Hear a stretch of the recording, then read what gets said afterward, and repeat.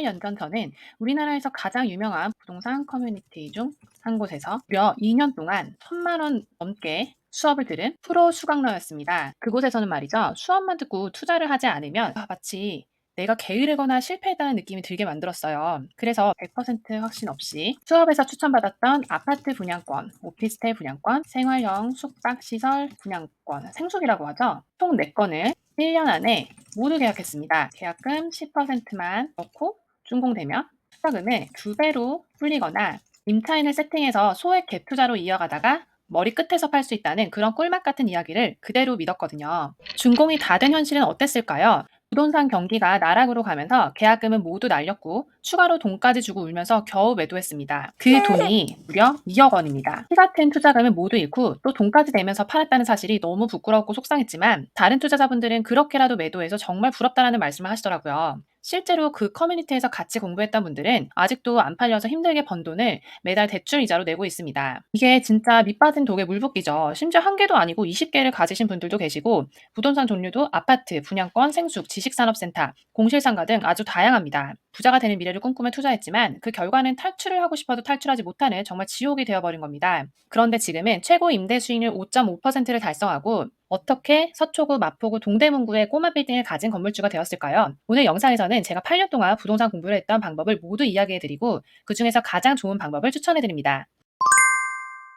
제가 지금까지 했던 부동산 공부 방법은 크게 4가지입니다. 각각의 방법과 장단점까지 비교해서 설명해 드릴게요. 첫 번째는 책이나 유튜브, 블로그로 공부하기입니다. 이거는 제가 지난 영상에 자세하게 말씀드린 적이 있어서 오른쪽 위를 클릭해서 보고 오시면 좋습니다. 사실 부동산은 책으로 완벽하게 공부할 수 있는 영역이 아니에요. 먼저 부동산을 공부할 수 있는 절대적인 정석인 책이 없을 뿐더러 부동산은 주거용인 아파트와 빌라부터 상가, 공장, 토지, 건물 등 상업용 부동산까지 범위가 매우 광범위하고 성격도 매우 달라요. 여러분들이 아파트 한 놈만 패겠다고 하시면 시중에 나온 책을 통해서 어느 정도 감을 잡으실 수 있지만 토지나 건물까지 공부하시려면 유튜브나 블로그까지 폭넓게 보시면서 공부하는 걸 추천드립니다. 요즘은 워낙 투자 잘하시는 분들이 많아지면서 본인의 경험을 다양한 SNS를 통해 공유하시는 분들이 많거든요. 특히 부동산 시장은 계속 변하면서 투자 환경이 달라지고 있기에 부동산 기초 용어를 이해한 다음부터는 최대한 많은 투자 경험을 배울수록 좋습니다. 꿀팁을 하나 알려드리면 공부하기 좋은 책이나 유튜브, 블로그를 찾는 방법은 본인이 얼마나 돈을 벌었는지 자랑하는 것보다 투자 방법, 경험, 그 사람만의 노하우를 얼마나 잘 전달하는지 보시는 거 추천드립니다. 이 공부의 장점은 많은 사람들의 투자 성향과 경험을 보면서 다양하게 습득할 수 있다는 거예요. 그리고 시간과 장소에 구애를 받지 않고 내가 짬이 날 때마다 할 수 있다는 겁니다.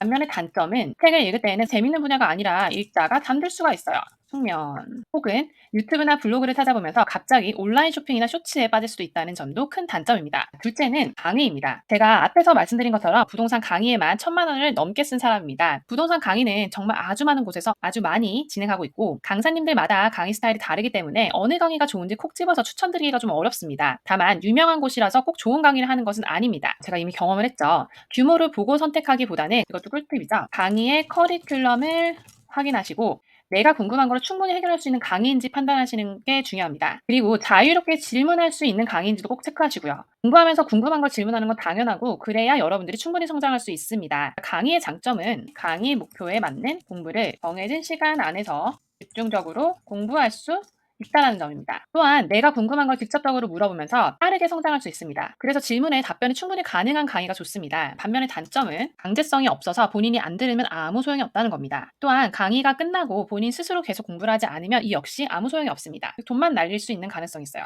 부동산 공부 세 번째 방법은 스터디입니다. 저 역시 스터디를 직접 진행하거나 스터디 원으로 참여했던 경험이 많습니다. 스터디는 공통적인 목표를 정하고 이 목표가 아파트 매수, 경매, 건물 스터디 여러 가지가 있죠. 정해진 규칙에 따라서 함께 공부하는 방법입니다. 스터디의 장점은 강의보다 훨씬 더 자유롭게 우리가 원하는 목표에 맞는 공부를 할 수 있다는 점입니다. 또한 함께 공부하기 때문에 포기할 확률이 더 적습니다. 단점은 명확합니다. 목표가 뚜렷하지 않으면 다 같이 망하기 쉽습니다. 구리미 시절 제가 공부했던 스터디 중 하나는 스터디원들마다 하고 싶은 부동산을 공부해서 공유하기로 했는데요. 아파트, 빌라, 토지, 상가에서부터 매수 방법 또한 일반 매수, 경매, 공매 등 다 다르니까 스터디가 아주 산으로 가더라고요. 결국 3개월 만에 뭐 하나 제대로 배우지 못하고 뿔뿔이 흩어져 터졌습니다. 참 제가 반대하는 주변에서 100% 망했던 스터디의 공통점이 하나 있는데 바로 공동투자예요.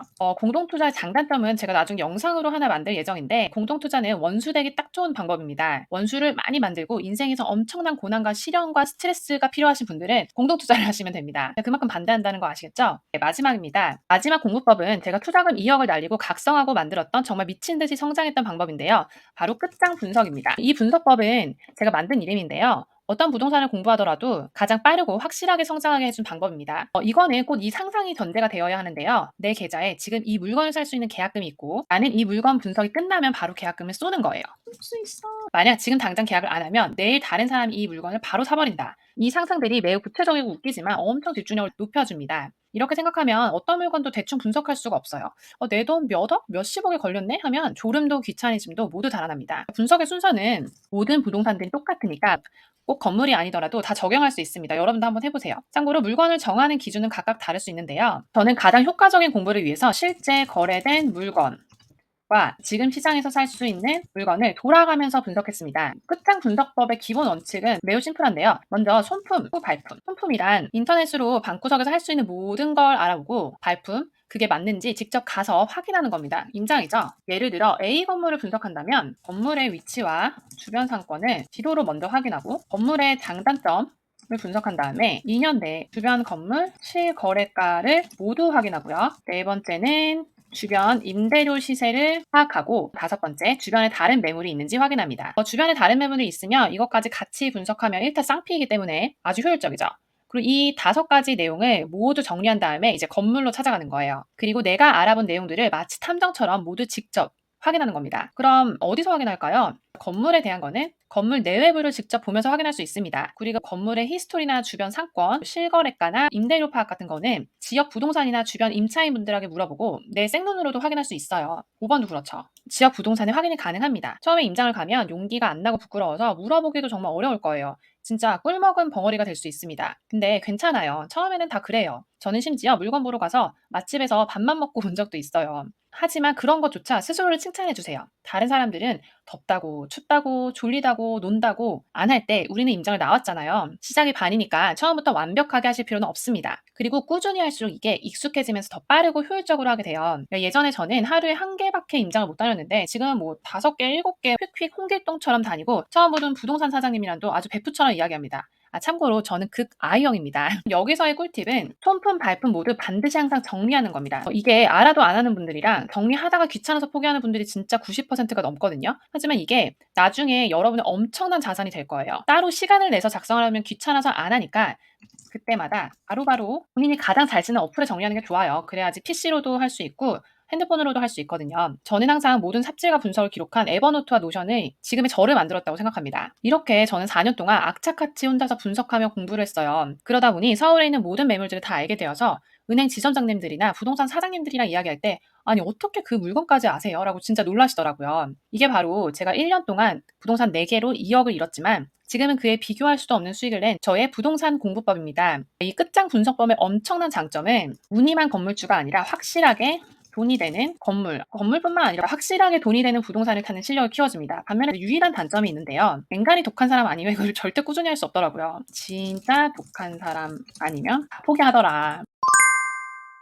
오늘은 제가 8년간 직접 했던 부동산 공부법 4가지를 말씀드렸는데요. 오늘 2표로 다 요약할 수 있을 것 같습니다. 이거는 지금 캡처하시고 나중에 활용하시는 걸 추천드립니다. 다만 제가 말씀드린 공부법 4가지는 장단점이 저마다 다릅니다. 근데 이 4가지를 다 경험하라고 말씀드리기에는 우리의 시간과 비용이 너무 소중하죠. 그래서 제가 마지막으로 강력 추천했던 저의 끝장 분석법을 바탕으로 다른 3가지 공부법에 있는 단점을 모두 보완한 여러분이 직접 참여하실 수 있는 끝장 건물 PT를 만들었습니다. 캐시넛의 끝장 건물 PT는 여러분들이 빠르게 건물만 사는 걸 목표로 하지 않습니다. 저희의 목표는 부자가 될 수 있는 우량 건물을 고르는 건물의 눈을 키워드리는 겁니다. 개인 트레이닝이라는 이름에 걸맞게 1:1 맞춤을 기본으로 2025년 1월 한 달 내내 카톡 밀착 케어부터 매주 온라인 줌 PT까지 여러분들을 즐겁게 채찍질해드리겠습니다. PT에 참여하시는 여러분들은 앞으로 전문가 멘토 3명이 함께 만든 분석법에 따라 개인별로 매주 실제 시장에 나온 건물을 살 것처럼 끝까지 분석하고 투자자와 중개인 입장에서 1대1 맞춤 트레이닝을 받으면서 성장할 수밖에 없는 환경 속에서 매일 공부하게 됩니다. 이 목표만을 위해서 빌딩에 미친 저 캐시너가 무려 16년 동안 빌딩 한 우물을 파신